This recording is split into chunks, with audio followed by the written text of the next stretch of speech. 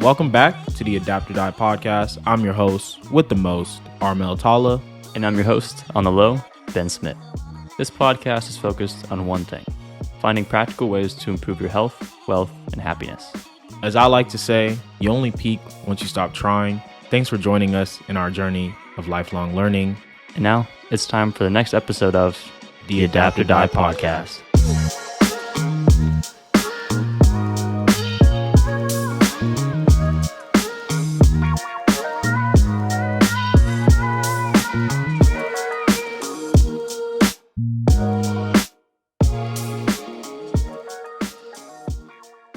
Welcome back to another episode. This is an episode, we've come back from a break, but it's a great episode. It's probably the best topic, not topic specifically, but the best source of information when it comes to trying to become successful, trying to become wealth, trying to do something. Become wealth.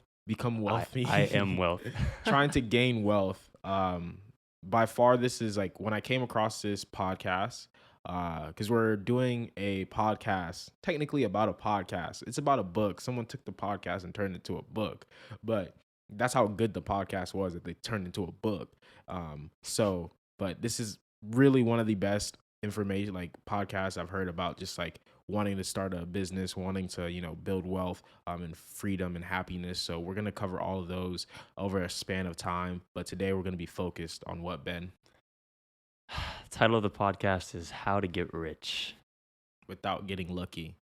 Yes, it's actually a major stipulation. It's kind of the way you put it. Well, we'll talk about it more soon. But the book is by Eric Jorgenson. It's called The Almanack of Naval Ravikant, who Naval Ravikant is the person giving the advice, and it is him who made the podcast. And Eric Jorgenson just put together his tweet storm along with the podcast and some other avenues of information into book form, so we could nicely read it and synthesize this information for you as we're sitting here right now.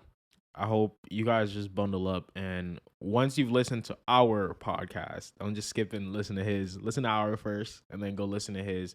But before y'all do that, make sure you like, subscribe, share, leave a review. It means a lot. We're back, and we're going to be back to, our weekly post. So, understanding wealth. What is it? What's the goal? The first thing we need to get right, or the most important thing, is that building wealth is a skill. A lot of people think that, you get lucky, or you have a certain knowledge, or you're talented in a certain way, or you're born with something, and that gives you wealth. But really, building wealth is something you develop. It's something you work on. It's something that you can actually get better at, right? And so what Naval wants us to do, or what his advice is we want to find a way that will guarantee us to build wealth. Like Mel said, we don't want to get lucky. And so this is kind of what we're going over for the next episode. So the rest of this episode and the next one as well is, how do we guarantee wealth creation? How do we guarantee that we will be able to build wealth for ourselves if we want to? And so I like this quote by Naval. He says, "In 1,000 parallel universes, you want to be wealthy in 999 of them." So that's what we're going for. And just as context, Naval is the founder of AngelList, and the revenue is $83 million a year, just for credibility, I guess. And then his net worth is $70 million. So he knows what he's talking about. He has built wealth, and he lives by this. He actually created all of these principles decades ago. And if you're wondering what AngelList is, it's kind of a platform where people can, for startups, connecting startups, raising money, hiring people to work at startups. So he's also a very well-versed angel investor. But when it comes to money, wealth, this idea of how to get rich, he doesn't actually mean getting rich, because getting rich is short term. What we're talking about is actually building wealth.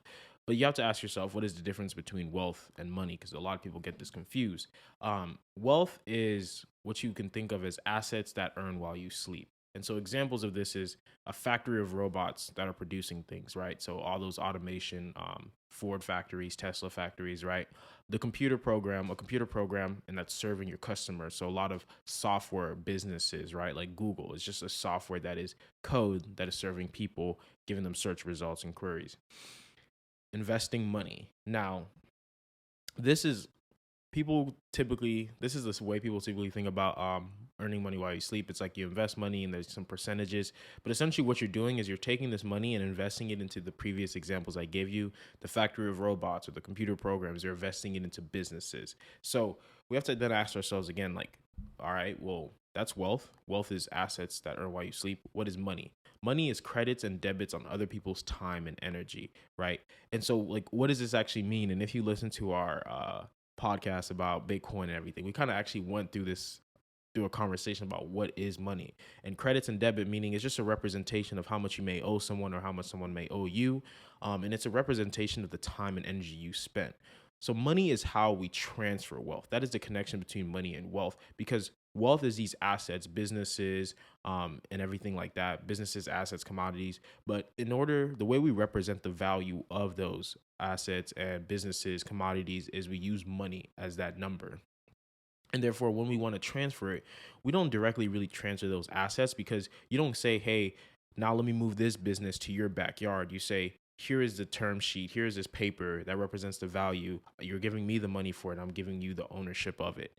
And so another thing is, when you're talking about working for someone, money is how you transfer your time and energy. So when you work for someone, you're essentially, what you're doing is saying, I'm going to give up my time, which is your most valuable commodity. And you're saying you're giving me money in return, and the energy spent as well. And so money and wealth are related, but they're not the same thing. So the point here is, wealth is assets and businesses that earn money while you sleep. And so the first thing, going from what Mel said, is that probably the most important thing is you can't build wealth with a salary. I think Naval said this on his podcast, but like Nassim Taleb said that the two most addictive things are heroin and a monthly income. You cannot build wealth with a salary. You can get money with a salary, but you cannot have assets that earn while you sleep. And so why can't you build wealth? Because if you are an employee, your outputs are very closely tied to your inputs, right? You only earn as much as you work. You can take a doctor or a lawyer, for example, right? These individuals make a lot of money for their inputs, right? But if they're on vacation, regardless of how much they make per hour, they don't get anything. They make zero money. And so if your output, in terms of how much money you're making or whatever your asset is tied to your input at all times, you will never have anything that earns unless you are doing something. And that is not the goal, right? That is not wealth creation. That won't get you freedom. And so, as a doctor, how would you build wealth? Well, he gives, a couple examples in that. A lot of doctors actually create their own private practice. So they open a business, right? They build a brand and they attract good employees to work for them. And after a while, they don't have to go to their private practice. They have other people running the business for them, right? You could also invent something. You could invent something and make intellectual property such that you sell it to others. You get royalties. You have your own business around that. That is how you build wealth, but not by earning a salary. And so we talk about this word equity. Equity is very important. And this just means that you have ownership in a business, right? So you have equity if you're in the stock market. If you own a part of a stock like Apple or Google, you own a small share of equity in those companies, right? And so you want to own equity because you own the upside, right? If you're an employee, you get paid the same regardless of how well the business does. That means if it does poorly, you get paid the same, right? Which, that's true for most cases, unless you work for like Enron or something, but that's out of the scope of what we're talking about, right? So the owners bear the risk of failure. If the business fails and you're the owner, then you have to pay back all of that debt, right? But at the same time, you own all of the upside, right? So employees make the same regardless, whereas if your company does 10 times, 100 times better than it was doing 5 or 10 years ago, you get all of that extra. You get all of the profit from that company, and that is how you build wealth. It's by owning equity in a business. And so there are two ways to gain equity. As Mel mentioned earlier, you can invest, right, in other companies. So this could be the stock market. You could give someone a loan, things like that. Or you can be a founder. He talks about the most common way is actually to found a business, just because it's very difficult to invest in a way that will build equity or build wealth over the long term if you don't have capital and if you're not very good at it. And investing is a hard game. That's why Warren Buffett is so famous, because it is notorious for wiping out large sums of money and capital in the markets. The thing about investing too is you need capital to start investing, and you typically are gonna get capital from owning a business, starting a business. So it's kind of this cycle where you see a lot of people, they found a business, be successful in that business, either sell it, maybe go public, and then they also then become investors later down in their career, because investing is a game where you can make a lot of risk. You can take a lot of risk when you have capital. And a big part here that like was really needs to be highlighted is like if you want to build wealth, that involves taking risk. Like Ben mentioned, the upside you get from owning equity also comes with a major downside where all the money you put into that business could get wiped out and nothing. But if you're an employee and you have a salary, it's fixed. The worst thing that can really happen is you lose your job, right? But depending, as long as a business does not go out of business or you do not get fired, then you still have a consistent income, which is the part that makes it addictive. But in order to build wealth, you must take risk. So now let's talk about wealth creation and the argument that people really like to bring up on spectrums when you're talking about the economic views of the world from the socialist to the capitalist is from the socialist point of view, wealth creation can be unethical. You're like crony capitalism. Capitalism is bad. It's ruining our world, everything like that. That's a whole different conversation once we start reading more economic books. But societal view is money is bad. If you have this view of money, you typically think that someone took their money from someone else. A lot of people say, well, Jeff Bezos made his money through working through his employees. It's like, you're not wrong on that, but did he not compensate his employees, right? So that's a different conversation, but that's false. He didn't take from anybody. If anything, he created more jobs. He created more value. And that is what creating wealth is you need to provide value to the world. And when you think about this value, it's not a zero sum game. It's not a game where if I want to make money, I have to go take money from somewhere else. That's not actually true. Like each year, we have more and more people become billionaires, millionaires. And that really highlights the point of wealth creation is not a zero sum game, because if it was, there'd only be a fixed amount of billionaires we could ever have in the world, a fixed amount of millionaires, a fixed amount of money. If you know anything about money, money can just be created, right? It's an arbitrary thing that we've made up. So wealth creation is not a zero sum game. And so to create wealth, like I mentioned, you need to provide value to society. You create what society needs, but they don't know they need that yet, right? They don't know how to get it. That's what I mean. You create something society needs, but they don't know how to get it. And so society gives money for giving it what it wants. Commonly, this is through new technologies, innovations, groundbreaking services. Examples: Amazon, 2-day shipping of literally anything. You can get it's actually kind of crazy what you can get just shipped to your house in like 2 days. Google, instantly find information. And people get so comfortable with the fact that we have Google, but back in the day, just to go to a library was a task in itself. But now we can just easily find it within seconds. So those are really, really, really valuable services they're creating, and that's why those companies are so highly valued and are the biggest companies in the world. Now, the point I'm trying to make here is wealth creation is the opposite of unethical. If you provide value to society, you're not taking away from anybody. You are adding to people's lives, and they pay you for it. And so evidence is the American standard of living is greater than the kings of a couple years ago. If you lived in Rome and you were the richest person, you still didn't have a functioning bathroom. You still didn't have AC. You could die of like some really baby disease, like what we would consider a baby disease now. I would rather be just an average person in today's society than the wealthiest person or the emperor of Rome, because we have a higher standard of living because there's been so much value created in the world. So building wealth can be ethical. And that's because you're giving society what it needs. But wealth isn't corrupt politicians pocketing money based on certain things. This isn't crony capitalism. So what a lot of socialists are referring to when they say capitalism bad is this idea of crony capitalism, where someone builds a fake company or they're faking that they're providing value to the world when they're really extracting. That is just theft. That is not what capitalism is. That is not what wealth creation is. So the point is, building wealth is perfectly ethical. It can be perfectly ethical. So you need to believe this to build wealth, because if you don't believe that building wealth is ethical, then you're going to have this ethical dilemma when you want to make money. But the thing is, you don't have to, because there are ethical ways to do it. And you can't build wealth if you don't believe it is And I would ethical. even go as far to say that building wealth not only is ethical, but I think it's actually one of the highest contributions you can make to society. And not the sense that you're building wealth, but that you're contributing to society in a way that clearly provides an immense amount of value, right?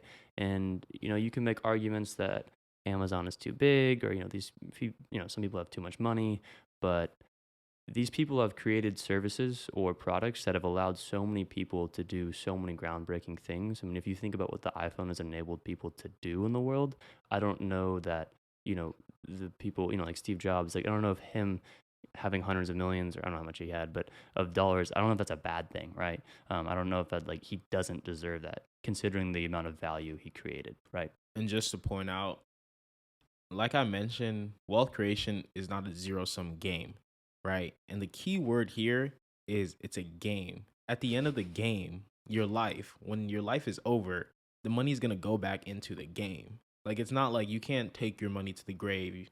There's four things you can do with it: give it to your kids, you can give it to the government, you can give it to charities and give back, or I can't remember what the last one was.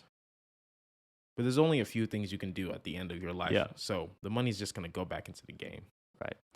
Now, moving on to another topic. So these ideas are very, they're all connected, but they're not linear in that they're all important, but they're kind of like separate ideas in and of themselves as well. And so the next idea is going to be compound interest. I like this quote from Naval. He says, "All returns in life, whether in wealth, relationships, or knowledge, come from compound interest." And I think we often underestimate how powerful compound interest is. I was just looking at a calculator, I just typed it into Google and like did a little math or whatever. And if you deposit $10,000 with a compound interest rate of 5%, in 5 years you'll have a little under 13,000. 10 years you'll have 16,000. 20 years you'll have over 25,000. 35 years you'll have 55,000. And in 50 years, you'll have 114,000. So after 50 years, you have made more than 10x of your original investment. And that's with not investing anymore at all. That's just your initial deposit, only compound interest, right? Now, the thing is, too, is that's at a 5% interest rate. If you did that at a 10% interest rate, after 50 years, your initial 10,000 is almost 1,200,000. So that just gives you an idea of the power of compound interest in terms of money. But I also wanted to say this to give you reference of how ineffective compound interest is in the short term. After 1 year, your $10,000 only went to 10,500, and after 3 years, 11,500, and after 5 years, it's still only a little under 13,000. So compound interest is a long-term game, right? And the key here as well is compound interest applies to many things outside of just money. It applies to friendships, reputation, partnerships, businesses. I really like this example that Naval gave. He talked about his friend, his name is Elad Gil, and he's a deal maker that Naval loves to deal through. And Naval loves him because Elad always rounds off in Naval's favor, and he always goes out of his way to make sure that Naval gets the best deal for him. Like, Naval gets the best deal, and Elad will even pay extra money out of his own pocket and won't even tell Naval, just to make sure that Naval is comfortable with him and that he trusts him, right? And that's the type of trust and relationship. So like Naval and Elad have built that type of relationship over the long term, and that's really compounded interest, because now Naval goes back to Elad and he says, every time I have a deal, I'm going to Elad. And that gives Elad a lot more deals, right? And Naval now has a trusted business maker. And you can't buy that kind of trust, right? That is compound interest in a relationship that is earned more than its weight in gold, right? And so why are we talking so much about compound interest? Well, it's because it's so powerful, but also because compound interest only works over the long term, right? So for you to actually get compound interest on anything in life, you must think long term. What does that mean? It means you should only be associating with people that you can be with long term. You should be building connections and experiences in one industry so that you're getting the long term benefits of being in that industry. You want to think long term with your actions so you have a reliable reputation. A great example that Naval gives is Warren Buffett. People approach Warren Buffett to do deals without Warren Buffett having to do anything. Why? It's because Warren Buffett has focused on markets and investing for decades. Not only that, he's built connections in the industry that probably no one else has. And furthermore, and probably the most important, he has one of the most reliable reputations of any investor ever, right? So if you want to do a deal, the gold standard is Warren Buffett. Whatever he touches is basically guaranteed to go through and work better than almost anyone else. So he gets all the opportunity, and that's the benefits of compound interest right there. And so I have to reiterate this one more time. Compound interest takes time to get the benefits, right? After only 1 year, our $10,000 went to $10,500. But after 50 years, that had gone to over 100,000. So you need to be patient with this, but you also need to be focused. You have to be focused on a couple of things, because if you're spread too thin, you won't be able to get the benefits that come with being deep in an area, and that will compound the net benefit over time, right? So, point, all benefits in life come through compound interest. Thus, you must think long term if you want the most benefit in your life. Beautiful. You've been practicing, man. I felt like I just received an amazing lecture. But Thank you. seriously though, this is something we stress a lot about thinking long term, and has been beautifully highlighted. The power of compound interest. I think Einstein or someone said this is one of like the eighth wonders of the world. It's just really powerful. But when it comes to playing these long term games, it's kind of hard to do it by yourself. Kind of. There's some people that have, but we are fundamentally social creatures, and we need people to do it with. So that means you really, really want to pick good partners or a partner. And this is depending on what game you're playing, whether that's in the business, that's in the relationship, right? Hopefully, if you're in a relationship, you're only picking one partner. I hope so. I hope so, unless you're Mormon. But so you can't do it alone. So these are some of the characteristics that Naval says are probably the most fundamental and important. Like you cannot trade off on these. Like these are non-negotiable. The people that you want to work with in the long term should have these characteristics. So you want partners to have high intelligence, high energy, high integrity, and last, but you want them to be optimistic. So let's run through. High intelligence. It doesn't mean that their IQ has to be genius level. That's not really what it means. But if you come across someone like that, it's probably a good option, right? But people are smart in different things. And so really what you want to do, depending on what goal you have with that person, that long-term goal, you want to pick someone that has skills and that is smart, relevant to that goal. So that's high intelligence. High energy. There's a lot of smart people out there in the world, but it doesn't mean anything if you're lazy. So progress requires action, and you're not going to make a lot of action with a bunch of lazy people. So, and you can't try to motivate someone. Motivation is something that is just doesn't last very long. It's a very short-term type of burst of energy. You can inspire them, but inspiration is very perishable. It'll go away really quickly. You want someone that is focused on the goal. This is one of my favorite things to say now. When someone asks, how do you stay so motivated? It's like, I'm not motivated. I'm focused. I like focused that, on the goal. So, how do you keep going? I'm not motivated. I'm focused. I know what's important. That's smooth. I like that. A philosopher, Amelicus Milius, went out the tricks. Sometimes I'll be thinking. So that's high energy, high integrity. If you can't trust someone, like that is the foundation of everything. If you can't trust someone, it doesn't matter. You can have the smartest, hardest working person in the world, but they're doing all of that just to, when you guys finally get to that goal, to screw you over. So you want to make sure, this is probably the biggest one, high integrity. And so this is something like Ben mentioned, it's through reputation, it's through time that you'll be able to tell. So a lot of times when it comes to business, one of the best advice that people give when starting a startup, any business, is you usually want to work with someone that you've actually known for a bit, right? You don't have to know them for your whole life, but you should have a good idea of how they act in different situations and over time. And last, and this is something where Naval didn't point it out specifically, those first three were the ones: high intelligence, high energy, high integrity. But another one he mentions is you don't want to partner with pessimists. You want someone that is rationally optimistic, right? And that's because pessimists accomplish nothing because they never believe they can. That is powerful. I read that and I was like, wow, like pessimists accomplish nothing because they never believe they can. And that is something in the belief. You have to believe you can. So pessimist beliefs are self-fulfilling. You can never succeed if you don't try. And there's always reasons why you can't or why you shouldn't do something. And if you let them get in your way, then nothing will ever get done. And a quote from Steve Jobs, which is really nice, is the people who are crazy enough to think they can change the world are the ones that do.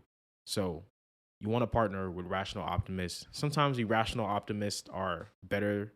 Irrational optimists are better than pessimists, but sometimes irrational optimists will try to make you do things that are not even crazy. They're just fundamentally wacko. Yeah, they're just So, like, you're just trying to do something that's like literally impossible. Like, doesn't even make sense. yeah. So that covers everything. So when you're picking your partners, remember, pick high intelligence, high energy, high integrity, and optimistic.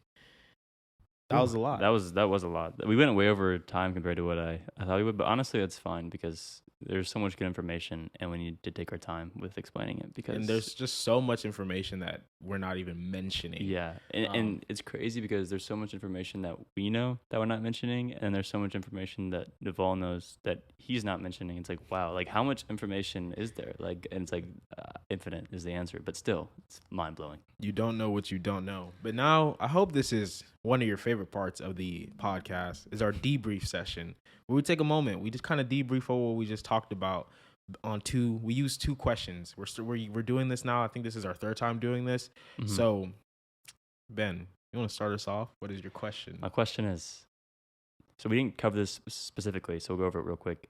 How can you keep yourself from trying to play status games? And so this is related to wealth creation in that a lot of us think that, well, let me back up and define a status game. A status game is a game where there is a pecking order. There's only one winner, there's only one second place, only one third place, etc. Right? And this goes back to like our hunter-gatherer days where it's like there can only be one leader, right? There can only be, it's like if I am the head of the tribe, no one else can be the head of the tribe. And so it's more of like it's not so much a leadership position though, as much as it is just like, where do I rank in society as far as like my position compared to everyone else? And it's like, well, we can't all be top. Someone has to be bottom, right? And somewhere in between, you are within that. And what does that mean? These status games are actually zero sum. So remember, wealth creation is not a zero sum game. You can bring more value into the world without taking away from someone else's.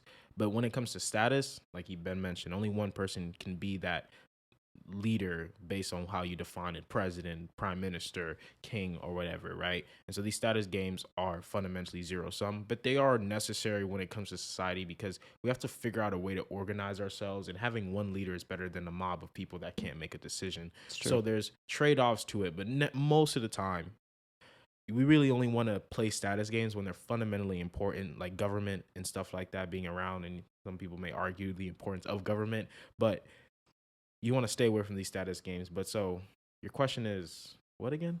How do we avoid playing status games, right? I think in the deeper question is here, like we constantly are playing these status games on social media. We're constantly playing them in how we act, how we dress, what we do, who we associate with, why we associate with them with, all of these things. There is a large amount of time that we waste trying to gain status when that status doesn't actually get us anything for ourselves. Mm-hmm. Okay. And so I thought the kind of core point there was that we're wasting a lot of time playing status games, especially unimportant ones.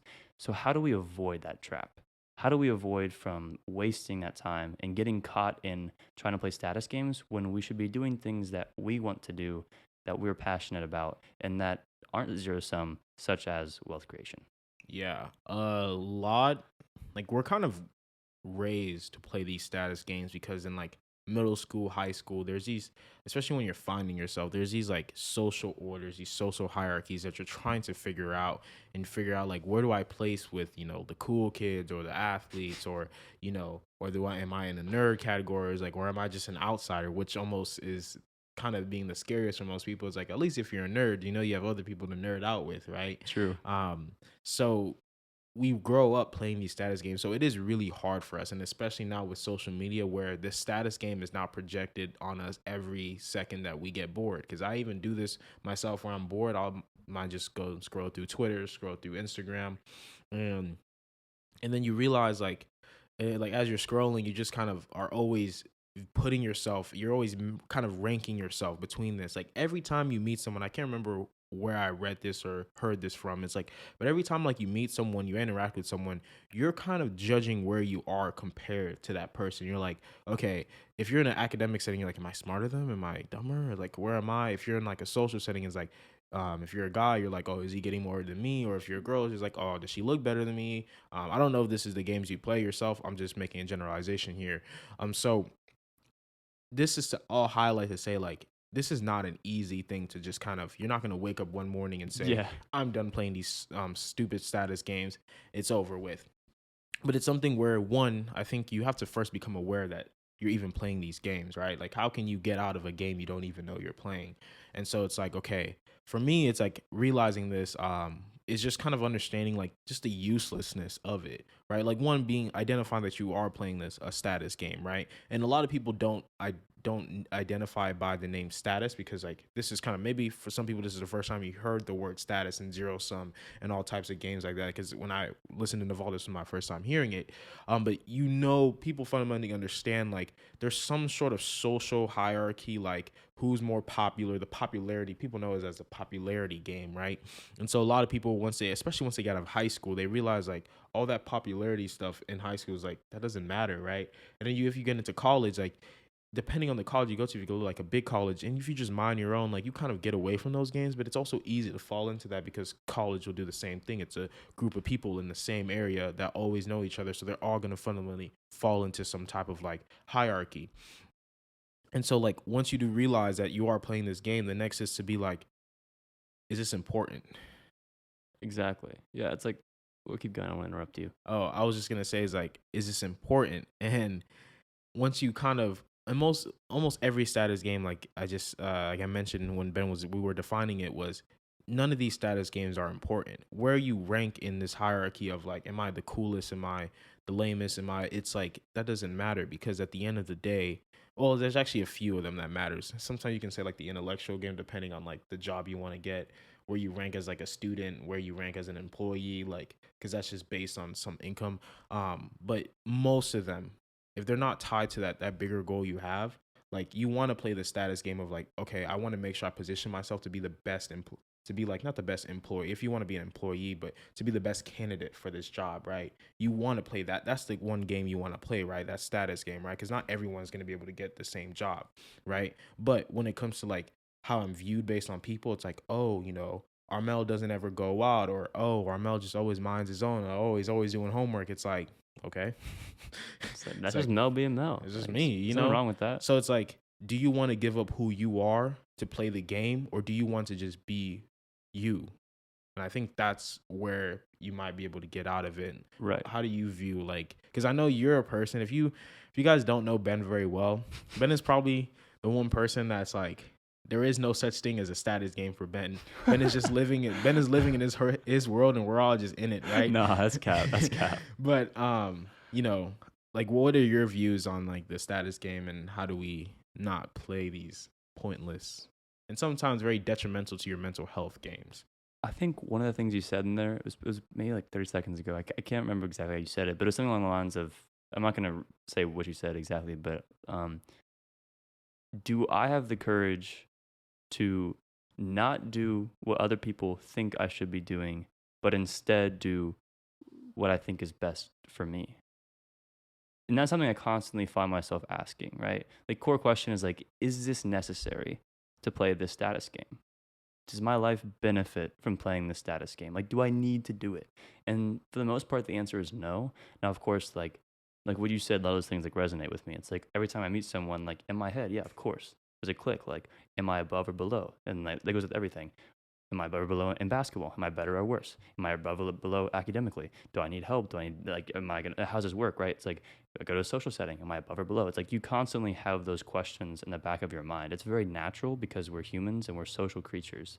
And playing status games has, in large part, got us to where we are today as a social species, But at the end of the day, like, the key question, like I said, is just, is this status game necessary? No, for the most part, right? And then the second question is, all right, well, like, what game do I want to play then? Like, play that game. Like, that's a fun game. Like, And for us, it's wealth creation, right? And some people, I would say that status games are very ephemeral. The status you gain is lost very easily. That goes for popularity in high school. That goes for people who are as famous as possible, right? Like you think of, you can be infamous or famous, but status will always fade. Um, and you can make the same argument for wealth creation, but I would make a counter argument in saying that if you are providing value to society, that is intrinsically satisfying to the soul. That is something that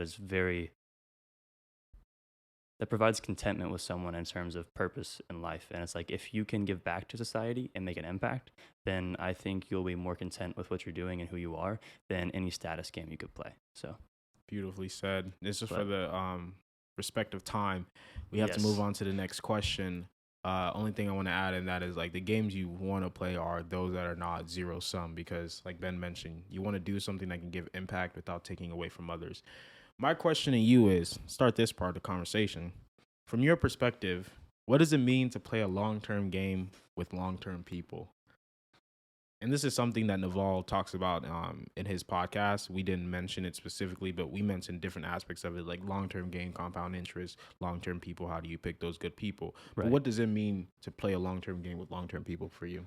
That's It's a difficult question, but obviously there's two components here. There's the game, and then there's the person or the people you are playing with. And you're going to play with multiple people in multiple games, right? So there's the game of, marriage, I would say, is one game. That's a big game Most definitely.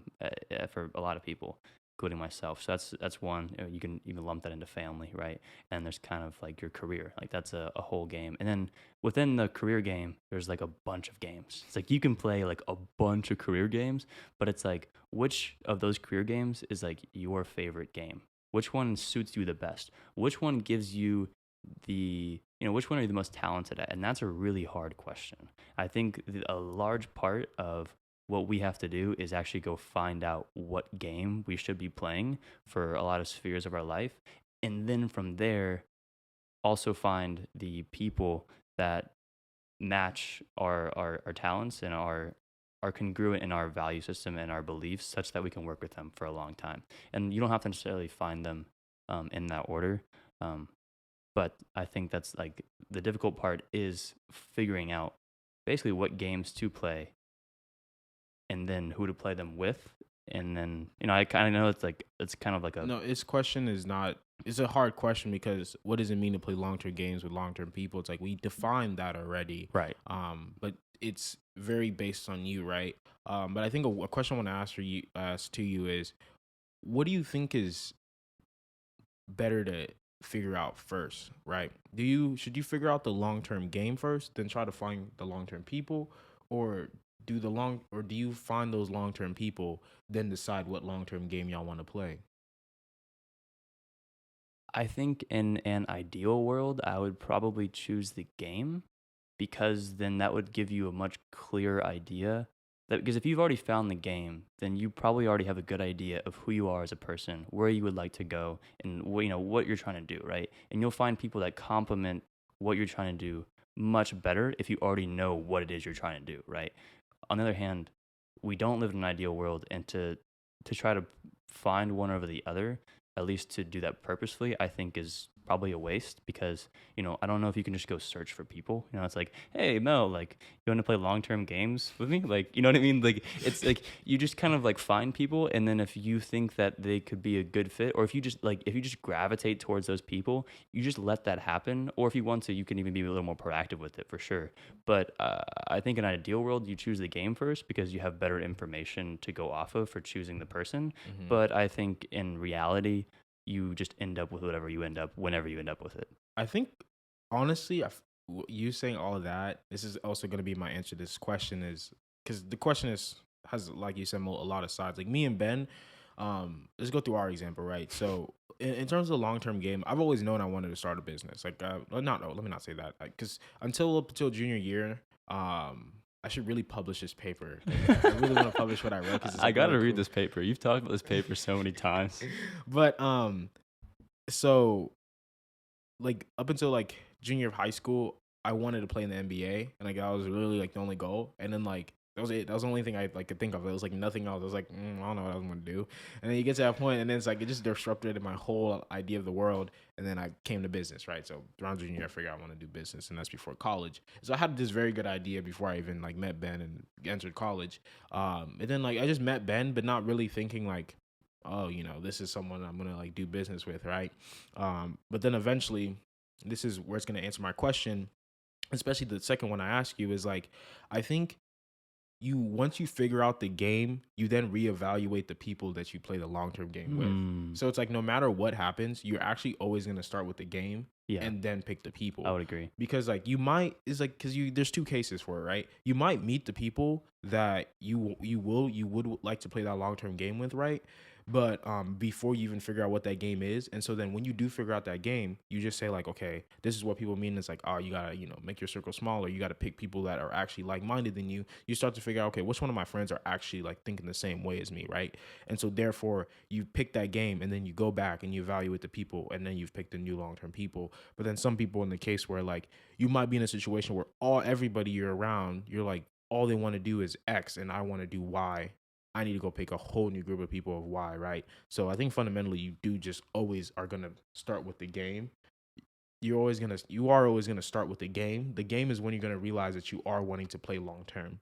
Definitely. And I do think there is like a feedback between the two as well. Like in my case, I mean, we can talk about this later if it actually happens. But like when I came into college, I had no inkling of ever wanting to do electrical engineering or computer science. And after I met Mel, like slowly but surely, he would just talk about things, and I'd be like, oh, it's kind of interesting. Like maybe I'll just go, read about this or watch some YouTube videos. And then it was like, I don't think I would be looking into the things I'm looking into related. I'm talking about computer science, electrical engineering stuff, if I hadn't met Mel. So it's like there are certain ways in which like there's what game you play is often dependent on who you are, but it's also dependent on who you meet and where kind of like your environment leads you, which in that case can be a long-term person that you are associating with, right? And so it's a really hard question in that regard, because like for me, you see, it's like, I mean, I still don't know what I want to do exactly, right? But it's like my long-term game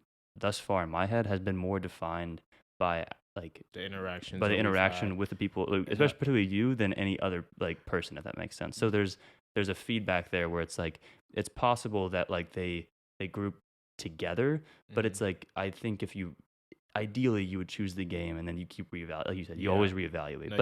But on the last point, I think this is a great conversation. But on the last one, like that is so true, because I think there is a case of depending the person you are, right? Because you might be that person that like you just you could actually find that long-term person, right? It's like the person is like me, where it's like I realize who are these group of people that I need to hang around to get to this goal, and I just kind of been dragging Ben. I'm like, Ben, we're gonna do this. Ben's like, I'm like, come on, Ben, let's do it. I'm over here doing my own thing, and Mel's like, come on, Ben, dude, like, just join us. And I'm like, I'm doing my own thing, and then he's like, come on, it'll be just one day, just try it. And I'm like, all right, I'll try it. Next thing you know, we spend the rest of our lives doing this podcast.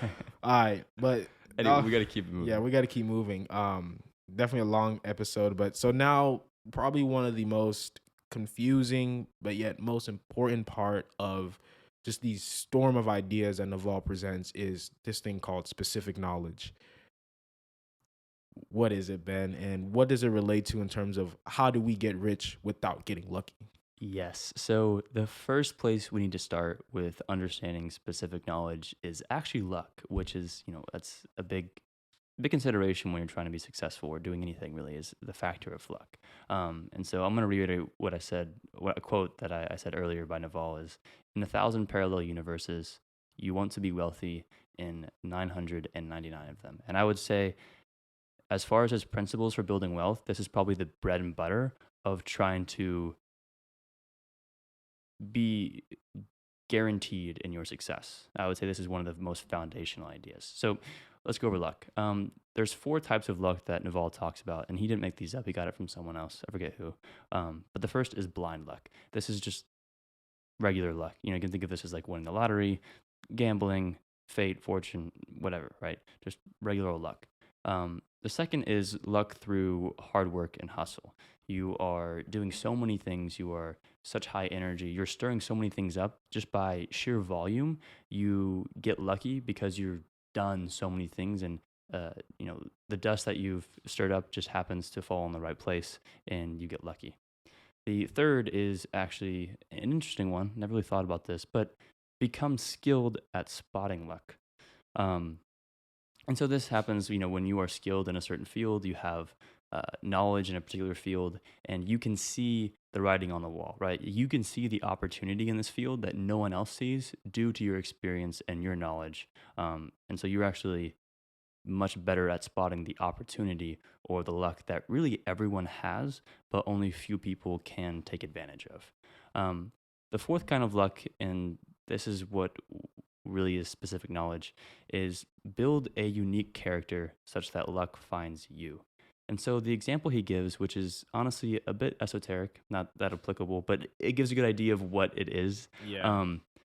Imagine you are the best deep sea diver in the world. You're known for taking deep sea dives that no other diver would even dare to go on, right?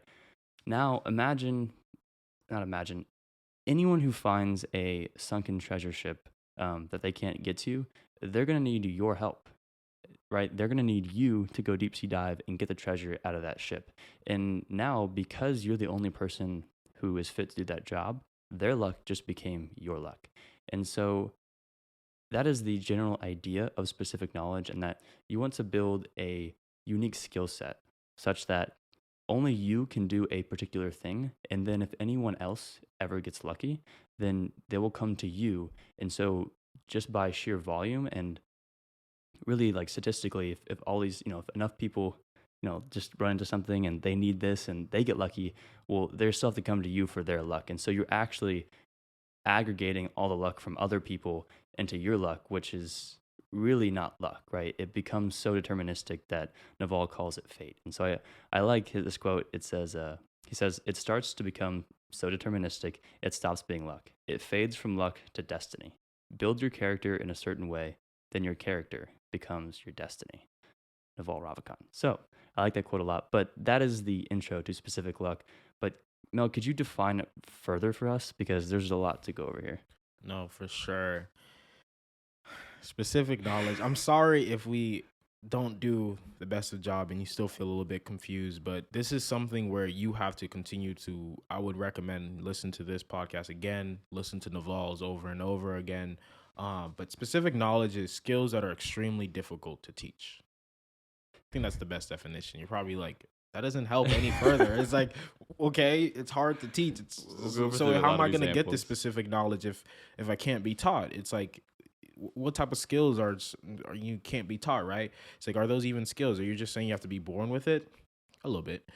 So there's skills you're naturally good at, right? And it's knowledge and skills that you gain from experience. So if you can combine if you can figure out a skill that you naturally just are better at, right? Doesn't mean you're going to be the best at it when you instantly start. It just means that you gravitate to it easier. You like doing it. Sometimes being naturally good at it just means that you are naturally okay with sucking and going through the process of becoming good.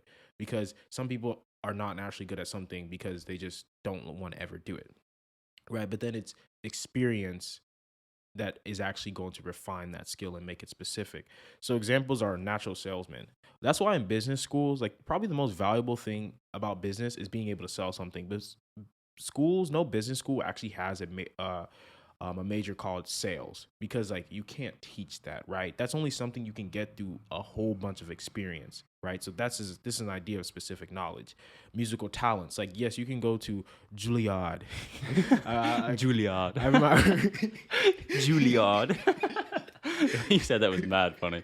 Anyways, because it's just the way every time like I hear that name, it's just like it sounds very posh. Yeah. So you can go to Juilliard and and learn how to play music and learn about music, but like that still wouldn't make you a Michael Jackson, all these great musicians that can just pick up almost anything and be good at it when it comes to music. If you have a love for science fiction, you love to read sci-fi, and you can absorb information about tech and science very quickly and kind of understand where the world is heading, right? Playing a lot of games, so you understand this idea of game theory, right? These are things that you just naturally, like, you've done throughout your life, or you have this itch to it, right? And the natural salesman, I think this is the best example, is because it's just very clear. We understand it. It's like the natural salesman is typically that person that just knows how to talk to people. And you're just like, wow, you just know how to like get someone to, you make me want to do something, right? I want to buy, I want to just give you money, right? So a quote from Naval that kind of puts this well is, specific knowledge is a sort of this weird combination of unique traits from your DNA, your upbringing, and your response to it. It's almost baked into your personality and your identity. Then you can hone it. And the important part, like I mentioned, is you figure out those things that you naturally incline to easily, and then you hone that skill, right? Because someone can be a great talker, a great speaker, and can make you feel some type of way. But if they don't put the hours into selling, into making calls and practicing selling, they won't be a good salesman, right? And so an example for Naval is he loves to read, loves technology, quick learner, good analytical skills, obsesses over data, and gets bored quickly. All these combinations of reading, technology, learning, analytics, getting bored, makes him a great person to be a venture capitalist, to be a great venture investor, because he's always seeing. So when it comes to loving to read, he's always having to read information about the company that he's seeing, right? Has to read a lot of paperwork and stuff like that. Technology, he's naturally in tech startups, right? He's investing in tech startups. Quick learner. There's going to be a lot of different companies that come to him, and he's gonna have to learn about that industry they're working on very quickly, right? Because he's gonna have to see, you're gonna have to see a lot of companies in order to be able to make to find good investment. And then what's his other one? Good analytical skills. So you have to be able to look at the data of that company and how they're doing and stuff like that. So always being bored is that with investing, you have to see you have to talk to a lot of companies and learn about a lot of different companies to find a good investment. So it all ties into him being like, yeah, being an investor, he can excel at, because all these natural things that he just gravitates to makes him a good investor. So I hope that kind of gives a more specific example of what specific knowledge is, and maybe clarifies. But remember, the key thing here is specific knowledge is skills that are extremely difficult to teach. And so, and one thing on the extremely difficult to teach, very difficult to teach in a classroom would be, I guess, a better stipulation there. Yeah. He does mention that apprenticeships is one of the best ways to gain specific knowledge, just because you can't teach experience, right? It's just like you can't teach experience, and so if you need to do something for years before you have specific knowledge in that topic or that area, that is specific knowledge, right? I think I just said specific knowledge twice, but And one more thing to add, like you said, it's something that's difficult to teach in a classroom setting, and the apprenticeship is you getting experience, like we mentioned. But it's also like, that doesn't mean that you can't go learn something in a classroom that would be valuable to build upon. Like if you want true. to do something specifically in tech and be an engineer, you probably want to go major in like computer science or learn how to code in a classroom. But that's not going to be the specific knowledge. That's just a part of what would be combining to your specific knowledge. Right. Now, so we're going to further go into specific knowledge in terms of, how do you find your specific knowledge? And so here are some good questions to ask yourself. What are you innately talented at? What do people recognize you as a quote unquote natural at? What do you love doing? What are you curious about? What are you interested in? What are your unique experiences that separate you from others? I know there's a lot of things in um, our childhood that maybe we've done that other people simply haven't done, and that really separates us as people a lot. And so we're going to go over another example with Naval himself. We're going to continue this. Naval actually wanted to be a scientist when he was a kid. So he's a venture capitalist, not really, I guess not too far off the beaten path, but definitely not a scientist, right? And so he wanted to be a scientist because he views scientists at the top of kind of the production chain for humanity, in that all great inventions and thus businesses stem from uh, steps and stepping stones in science. Without science, we wouldn't be able to progress society at all. However, like we said earlier, or like we mentioned, Naval gets bored easily. And so he couldn't be studying astrophysics for 20 years because he'd just get too bored of it. He wouldn't like it anymore. At least that's what we got from the podcast. Don't want to put too much about Naval because I never really met him, so I'll have to meet him one day though. Yeah. But he says that he always had an eye for business as a child, and so he would do things when he was 12. He would say like, "Oh, well, the pizza parlor should do this. This is wrong. They're losing money because of this." And he would point out different things that businesses were doing incorrectly in the sense that they were losing out on opportunity that they could perform better in such ways. And so he always had an entrepreneurial mind, and he capitalized on that as a child, and that really was something he was always innately good at. But Naval didn't really recognize that himself, and it was actually his mom that really told him and pointed it out first to him. He says that when he was 15 or 16, he was talking to a friend and telling his friend how he wanted to be an astrophysicist and all this, and his mom was like, "No, you're not going to be an astrophysicist. You're going to go into business." And I guess she probably didn't say it like that. She was more like, "No, you're probably going to go into business." And no, Naval was like, "Oh, well, my mom doesn't know anything. Like, I'm going to be an astrophysicist." Like, rah, rah, rah. And then here we are, or here Naval is 20 years or 30 years later. I'm not sure how old he is, and he is a venture capitalist. So there's a few things in there, and that there's some things that you really think you want. So Naval wanted to be a scientist that you might not actually be fit for just due to your other characteristics. So for Naval, he was just bored too easily, and it didn't really actually appeal to him to study science that deep, right?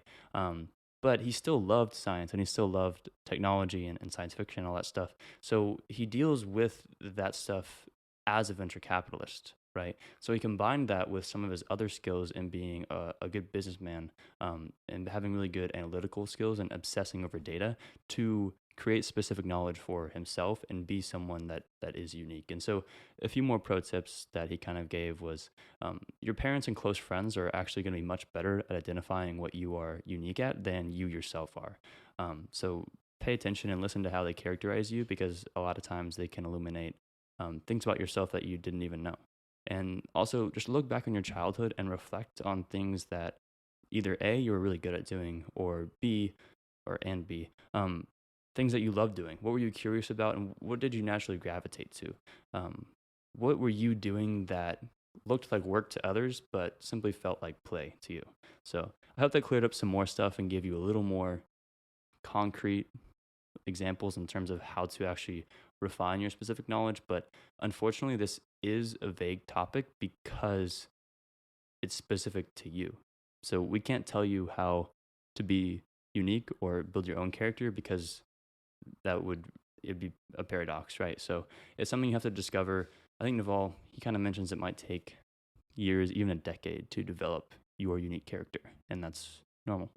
It's something where I probably spent like a solid 2 months just thinking about this. I mean, like just walking down streets and just sitting there like, what is my specific knowledge? And me and Ben have had conversations, and kind of just looking back at your past as well, and understanding that I'm young and I still have so much time to figure out what truly will be my specific knowledge. But when it comes to your specific knowledge, it's you.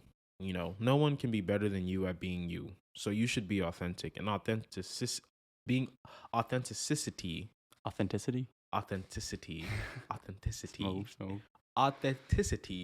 is key, right?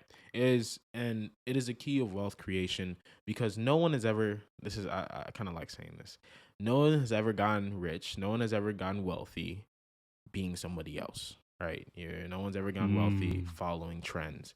You've always been the one to set the Kobe? trend. Nah, Kobe's Kobe. I'm kidding. So you're probably asking, does being authentic really work? There's no definite answer to this, but here's a good one. The internet has massively broadened what you can do. So the internet connects billions of people. You can find extremely niche groups, niche interests. And because of this, you can kind of start to build your own platform, build your own audience by just being you and expressing what you like. But the thing is, you do need to be able to scale this, and do need to learn the business side of things, right? So an example is like, you could build a community around people who love petting snakes or having pet snakes, or people that just like dressing up as clowns and going into the clown profession. You can build a community in that online. And at scale, Joe Rogan, Scott Adams, Oprah Winfrey. These are different. These are all different people doing different things at scale, and it shows that there's a possibility. The thing is, you can't be the next Joe Rogan, and no one can be better than Joe Rogan. That's not being authentic. So you need to be authentic to yourself in order to find that niche, because that's how these people have done it.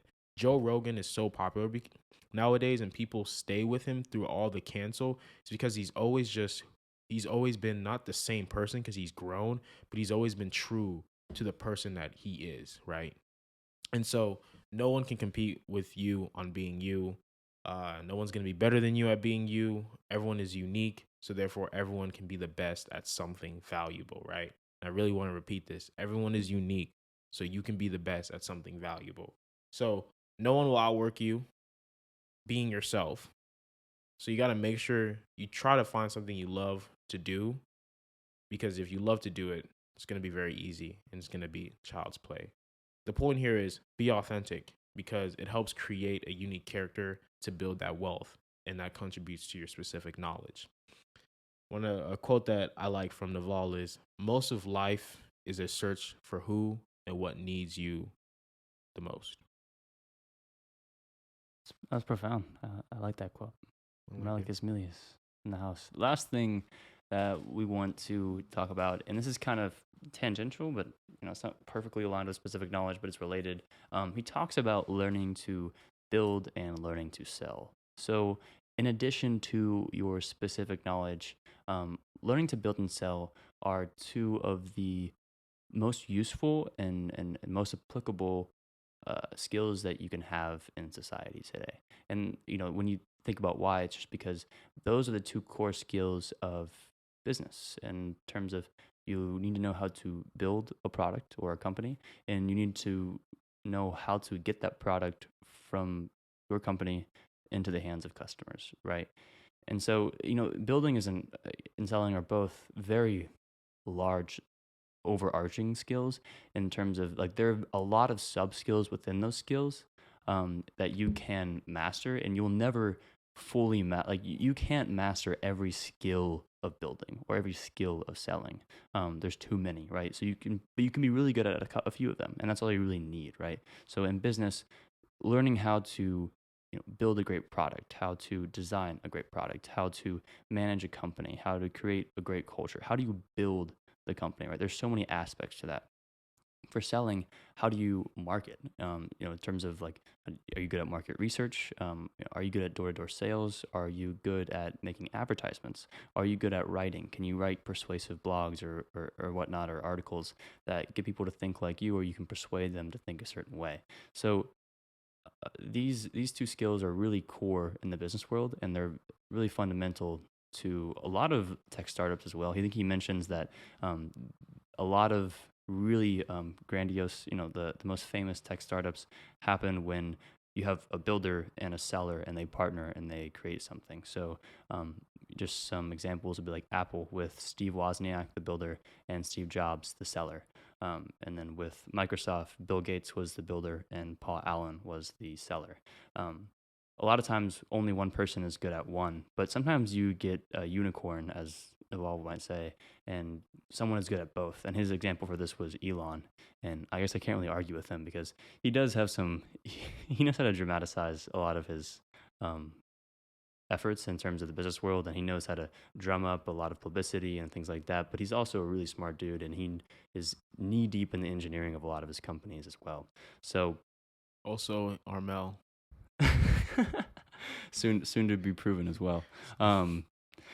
If you had to choose one, though, he does say that building is probably the one you would go with, or not probably, the one you would go with, because it's easier to learn selling later in life, but it is almost impossible to learn how to build later in life because most of the time building requires technical expertise and a lot of experience, and you simply can't gain access, or you just can't redo that experience almost at all. Like trying to learn computer science at age 35 and building a new tech startup, it's just like, I mean, it's possible, I guess, but you wouldn't learn to sell and then do that. You would learn to build, and then through your opportunities created as a business, and a seat, or whatever position you have, then you would learn to sell through there.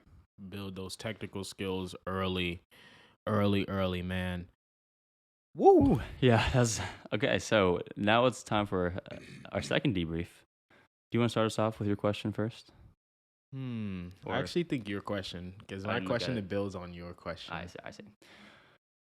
What does the process of finding specific knowledge look like practically? So we went over kind of like, what you might do, but I guess what I'm getting at is like, how long does this process kind of take? Um, what things are, what does it look like from the outside looking in on someone who's trying to find their specific knowledge? Yeah. So I think like the first part, at least like for me, what I did in the first part of learning this was like you just have to think. It's like a lot of thinking about like and kind of not just thinking of like, oh, what am I good at now? But sometimes you have to think like what are the what is everything I've done in my life that's led up to this point? I think that's the best way to think about it. It's like when I was young, what was I doing? What was I into? Was I the kid that always, was like first in line? Was I the kid that was in the back? Was I the kid that like giving presentations that I hated? Was I really good at this and I just stopped because, so you have to think about everything leading up to the point because you can't start to evaluate your specific knowledge on right now. Because if you only think of right now, you might miss a lot of things that could be very valuable for you to be like, oh, these are things that I can actually put together and, can really make something, right? And so Naval says that like when you get to the age around like, around early 20s, like 22, 23, like you can't really decide on what specific knowledge that you have. So if you're around that or after, like again, it's going to be important that you look through from the beginning to where you are currently, right? But I also think that like that's one part of identifying those things that you're naturally leading because what you're doing in this process is finding like, what do I naturally like to do? What am I naturally good at? And those aspects of your specific knowledge. But then from that point on, you can also add skills, right? Because what you're looking for when you're looking in your past and your past and your history is things that can't be taught to you, right? It's like I just always naturally lean towards this. I just always enjoy this. I was just always been good at this. But then you can look at that and then start to say, okay, well, what is the long term game that I want to play? And like what are the skills that I am building currently? Because for me, it's like, okay, well, I've always been like more of like a people's person. I've always been able to talk to people, but it's like now I'm in college going super deep into the technical. So I'm building out that skill that's attaching to it. So I'm hoping that I can learn to sell and build. But so it's like you first look at what is I'm naturally leaning towards good at, and then what am I learning right now in these skills, or what skills do I want to add to that, right? And so then you start to get an idea of like, okay, if I'm piecing these together, and he says of like you can think of it as like combinatorics, where you're combining things, thus you're becoming more and more unique based on those combination of things. But you don't want to try to combine too many things because then it's just like one, you're not really using your time efficiently. So I guess to really like summarize the process is like first figuring out, looking through your whole past to see what are the things that you naturally lean towards and are good at, and then after that is like what are the skills that I want to learn that I might be useful that will complement this and make kind of complete my specific knowledge. But then finally the last part is you just have to go get the experience in those things. Like you can go to college and become a computer scientist, but then I have to start to build things. I have to try to build companies because it's like over time your specific knowledge is going to become more and more clear as at least what I believe is going to become more and more clear as you and I, do more things in the world. So I think that's a practical way. Is there anything you want to add to that? Um, Not particularly. Just maybe just that like it does take a while, and I often think of when we read The Art of Impossible. Stephen Kotler, he kind of said that like when you're finding out what you want to do, which in my opinion, specific knowledge is intrinsically linked. It looks like like you look like a pinball. Like you are bouncing around, you are trying things, you are figuring out. You're like, oh, I don't like this. Oh, I don't like this. Oh, this is not the perfect match. Oh, and so like a while it looks like you're not really doing anything. It looks like you're not making any progress until you find what clicks, and then from there, once you know exactly what you want to do, maybe not exactly, but once you have a clear idea of what you want to do, why you want to do it, and you know you're passionate about it, that is when you can go all in and really focus and then get those um the benefits of compound interest and thinking long term and things like that. So I do think it's a whole process of discovery that oftentimes doesn't even look like progress until it is progress. Yeah. And I feel like you'll know when it hits you. Like you can't kind of make it up. Like for me, like the project that me and Ben are currently working on, like it slowly took time. At first it was a thing where we were like, dude, like this would be nice if we did this. Yeah. And it was like, dude, we should probably really do Yeah. it. And then we were like, it was like more of like a side, like, we'll do it some other time. Then it slowly just like hit me like, wait, We need to do this we need to do this now, right? And so that is not specific now specifically, but that is something that we're going to venture in that is going to help define our specific knowledge and give us experience that can't be taught in school, right? And so I think that's everything on that point. But now I guess let's get a little deeper into this, so the process. Shit. But like, have you identified your specific knowledge, Ben? At least what if right now, if you feel like, what was young Ben doing that made Ben who he is today? There's a couple things that are interesting. When I was in elementary school, I actually enrolled in karate. And the reason that was important is not because I am any skilled at fighting. I'd probably get my ass whooped in a lot of scenarios. But the thing that was actually really important was a few things. Every time we had class, which I was probably going like 3 or 4 times a week for 5 or 6 years. And yeah, I actually ended up getting a black belt, whatever that means for an 11 or 12-year-old, but whatever. We had like a prerequisite. You had to come in and meditate for 5 minutes. And there's a few more kind of beliefs and like, I guess to like, like pillars of who you should be as someone who like practices karate that have actually like, I feel like have carried with me a long way, as well as a few lessons I've learned. I can distinctly remember like my grandmaster, she'd be like, all right, Ben, I need you to do this. And I'd be like, okay, I'll try. And she'd be like, no, I need you to do this. And I'd be like, okay, I'll try. And she'd be like, no, I need you to do this. And I'd say, okay, I will. And she said, yes, go do it. So it was a few lessons like that, whereas like the meditation kind of like I help my emotional control. And that might seem esoteric. It's like, well, what the fuck, why does that do anything? I think it's helped me. I can manage a lot of things pretty well. I can handle a lot. And I think that's really important if you're someone who's like trying to build something. There's a lot of chaos. Like you need to be able to handle what's coming at you pretty well. And then also I look back, I don't know what I was on, but I would just like search YouTube and I'd watch like the most random math and science stuff. I'd be like, all right, I was looking at string theory. Like I thought string theory was like the coolest thing, bro. Like little 6th grade Ben was like just weird. Like I was like, what? And I would look up like math videos. I'd look up like hard math problems and see if I could figure them out. And like I loved like little puzzles and things like that. So I look back and I'm like, I've always had an affinity for like those types of like very technical. Like, can I do it? Like, do I like this? Can I piece the puzzles together? There's a few things, and then I guess developing that now. Obviously, I'm in engineering now, but I'm still trying to narrow the focus of like where do I bring that technical ability or that technical focus to exactly. Still working that out, but those are a couple things.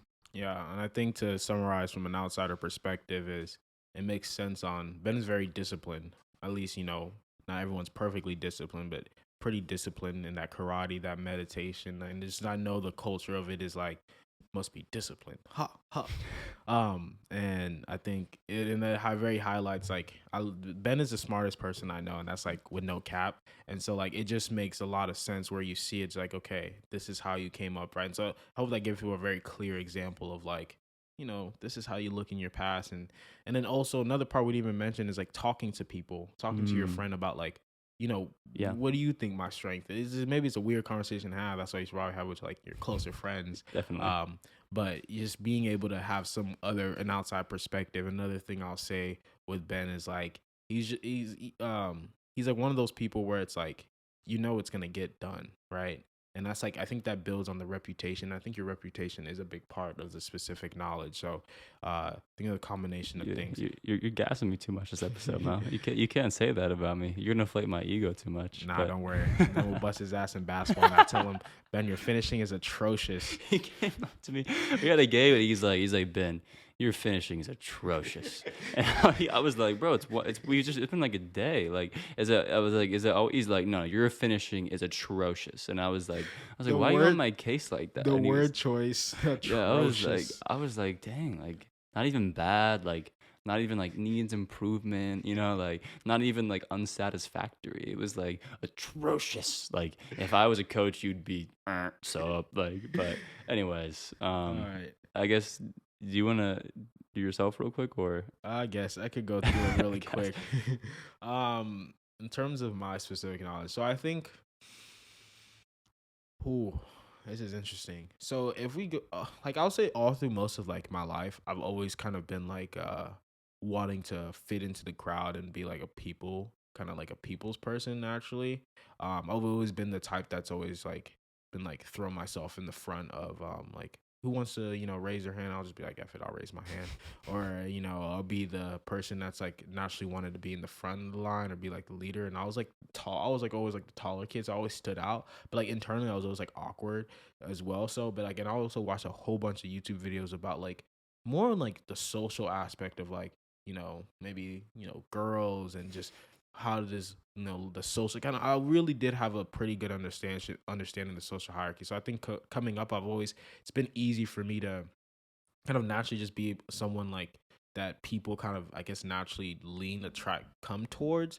I think maybe it's proven that like by like my TikTok, like I have a decent audience there, and it's like it's not something that I thought would happen, but it happened. So I think that proves in like my back just growing up of just how like I've cared. Like it was a positive and negative because I cared way too much about what people thought of me. So that could be a negative, but thankfully I've like noticed that and like stopped. But it also was a lot of positives in the fact that like I can naturally kind of people naturally just kind of come towards me. And sometimes I'm always like I don't even want this. Like leave me alone. Like sometimes I'm like leave me alone. It's I can attest to this.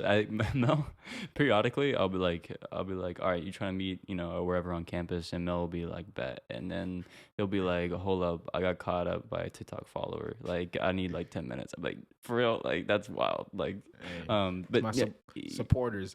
yeah, you're one of the most naturally like people just like people just talk like open up to you, bro. I don't understand. Like, you're one of the best like networkers on like some like not on some weird shit, but like look, just on I'll be with you and I'll be like, what just happened? Like we were just standing here having a conversation and now you're talking to XYZ about this and that's like, how did that like what? Like, Yeah. but keep going. I think that's something that comes from the fact that like I've always also been very curious, like super super curious about just like the world and people around me, and I think that also fits with the fact of like my very wanting to just always learn. And I think a word that I'm gonna might start using a lot is just kaizen. It's a Japanese word for continuous improvement. I'm gonna get it tattooed on me. But I think it just that curiosity of the world, that curiosity of people have always made me I think very easy to want to naturally just want to talk to people and have people naturally just kind of like open up to me because I've realized like I've had points like I remember in high school it was like COVID like this girl just told her whole life story to me. I told her my story and like we literally was first time FaceTiming. This isn't like the first time it happened. It's been like a couple times that it's happened to me. It's just like I That's guess I so naturally wild. and someone else even told me they're like you just naturally make me feel comfortable. And I was like, hmm? No, I feel that He's like, actually. why do I make you feel comfortable? He's like, but I also think I'm like, I'm a very not like I really believe that I'm just like not like a really nice person. Like I want the best for people. I always like hate when someone is like, in a like sad or like I don't know. I feel like I am very good at putting myself in empathetic positions, which also I feel like learning about leadership. I'm like, that could make me a good leader. So I hope all these specific knowledge of like one just naturally kind of being someone that people want to talk to, people want to listen, being someone that does really care about what people have going on. I hope those help in like the leadership. And like I mentioned, right now I'm majoring in CS and math. I like to really add the math part there so people know that like I'm not bullshitting when it comes to school because math is hard, bro. I like math, but I'm not questioning it, but Seems like it. I'm No, I'm thinking just kidding. about it. But so yeah, so that's kind of who I am, encompassing of that specific knowledge, and hoping that building like the technical skills and building more learning about business will lead to, something that can help me gain freedom, build wealth, and focus on bigger things in life. And with that being said, that is the first part of the Almanack of Naval. I hope you guys enjoyed it. This was one of my favorite episodes. I think from now on, we just kind of go with like whatever time that the episode is like whatever time the episode is. Yeah. I don't think we should try to. There's no like, we're definitely going to plan for them to be just about an hour, but if they go over, you can't stop a good conversation. Exactly. Yeah. I felt we had some good discussions too. Yeah, and just wait till, this one's definitely having a discussion for it. Oh, definitely. Yeah. Yeah. We'll have to figure out when that's going to be, because that's going to be a long discussion. Yeah. We talked a lot. Could you give us a recap, Ben, of what we talked about? I'll do my best. So in the first part, we talked about all things wealth. So the goal is to try to find a way to build wealth in a way that will guarantee success. And then we talked about wealth versus money. So wealth is assets that earn while you sleep. Money is how we transfer wealth, but money is not wealth itself, right? And to build wealth, we want to have equity. You can't build wealth with a salary, right? You want to have ownership in a business, and that generally means founding a business or investing in a business. From there, understand that wealth creation is ethical. Having a grow the pie mindset, right, where you're actually benefiting everyone in society. Wealth is not zero sum. That's the key there. Next is compound interest. All things in life, all good things, I guess, come through the benefits of compound interest. And to get those benefits, you must think long term. That is the key. Thinking long term will get you the most benefit in the course of your life. Last thing with that is pick a partner who will be a long-term person to work with. If you can't work with them for a day, you shouldn't work with them at all. Then we also talked about the second part, specific knowledge.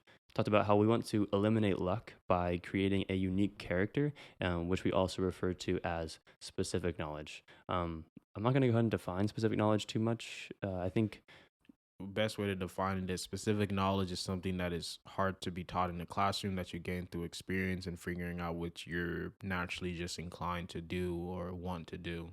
Perfect. And the best example, like Mel said, is sales. Key, just make sure you are authentic to yourself, which you can be and make money off of, because the internet has networked so many people that it allows you to be authentic and productize yourself in a way that you couldn't before. Last tip from Naval is learn to build, learn to sell. If you can do both, you will be unstoppable. That is a summary. There's a lot to go over, so that was just an overarching recap. And honestly, there's so much more in the podcast and in the book that we could talk about that we haven't.